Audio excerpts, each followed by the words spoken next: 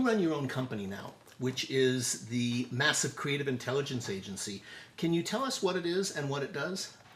Yeah, I think that, throughout my career, I've been developing this methodology and really honing in on what added value I could bring to a company.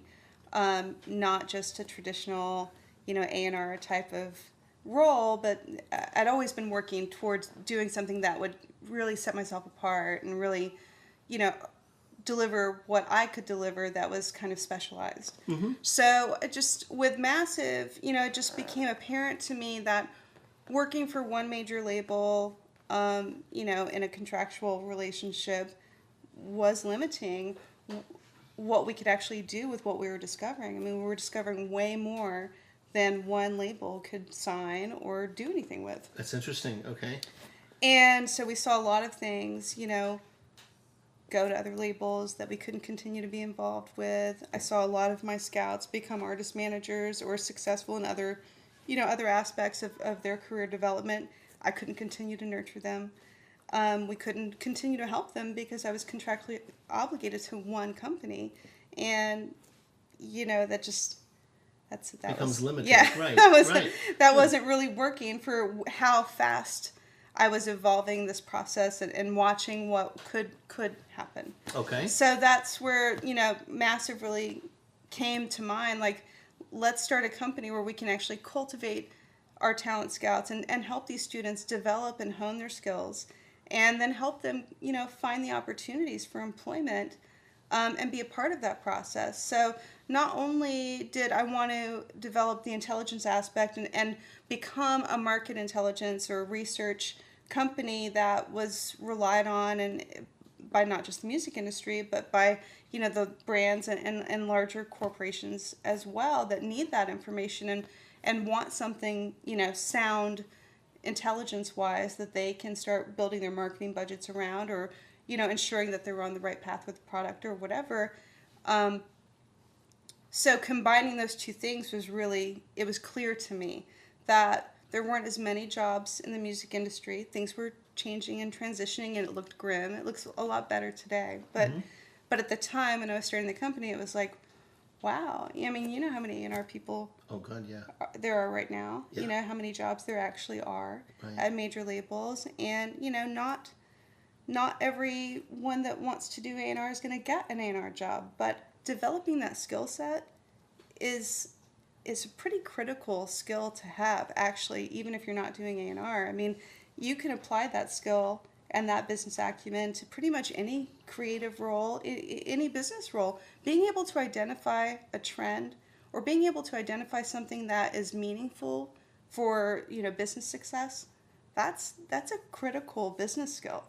So learning how to do that through a creative process, through the love of music or fashion or trends is it's really interesting to the kids. And so I think that this was like a real pivotal point for me when I realized how many kids were interested in this type of program and how few opportunities were out there. So that's really where I took Massive, was developing an experiential education program that we could work with universities or work with university age kids that were interested in this and help them understand that they could build this skill, and then we could help them have potential job opportunities brought to them, not just through music though, but through other creative sources or other creative roles at major corporations.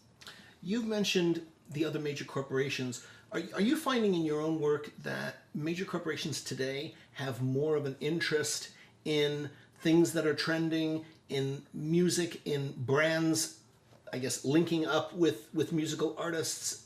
Yeah. More so today than ever? Absolutely. And I think that, part of the issue that brands and corporations are discovering is that they have this social media marketing black hole that they're just throwing money into.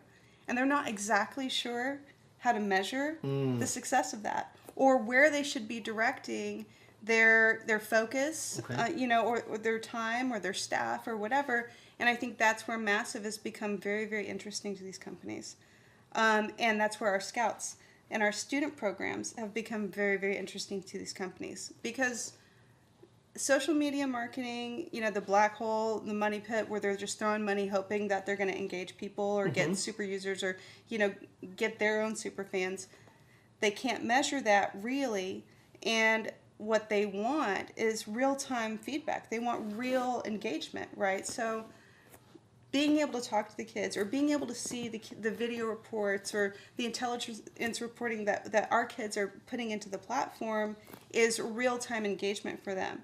And then if the companies or brands or executives want more information from a specific student or from a specific aspect of intelligence that we are curating, then they can dive in deeper.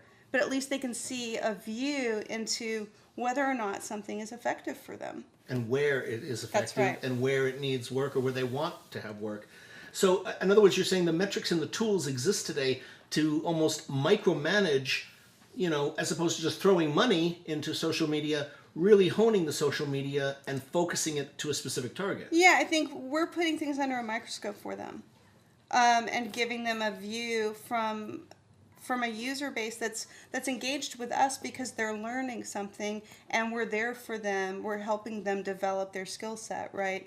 And so the feedback is truth. The feedback that the intelligence is providing to our corporate clients or to record labels or to whoever is truth because these kids, they're trying to get jobs. Paula, I'm curious in lieu of this discussion that we're having, in your mind, has success in the music industry been redefined today? In an A&R capacity? Yeah, I think that there are more songwriters / producer A&R executives now more than there have been in many years. Like I think there was a cycle when there were just a lot of passionate people that didn't really have songwriting skills or hadn't really produced music or there was that group of people and I was in that group that I don't have songwriting expertise. I haven't produced things. I was really just an executive that was kind of shepherding the process, right. And working with other people.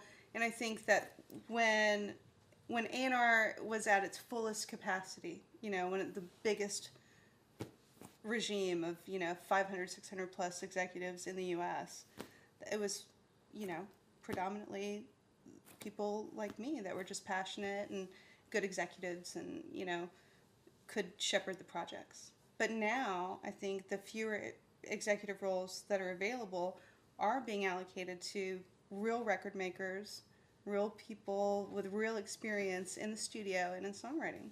Interesting, yeah. Tricky, Chris going to Epic, Luke going over to Sony with his label. You have many other those situations. Motown hiring Neo, and other people who are record makers and actually out there and artists too. That are moving into executive landscape. I think that's a trend we're seeing right now, but I think that's a positive trend. Okay. More so than the traditional role that we've seen in the past. I think so. Okay. And I think that's the evolution of the role. Neo and all those guys, they're not gonna do research. They're gonna base it on a very artistic connection. I would assume for the most part. But then I think the other group of A&R people that you're seeing are also very research driven, even if they don't admit to it. Right. No, most of it is today. Yeah. Very much so. Paul, I want to thank you so much for coming and doing You're this. welcome. I really appreciate it very much. You're welcome.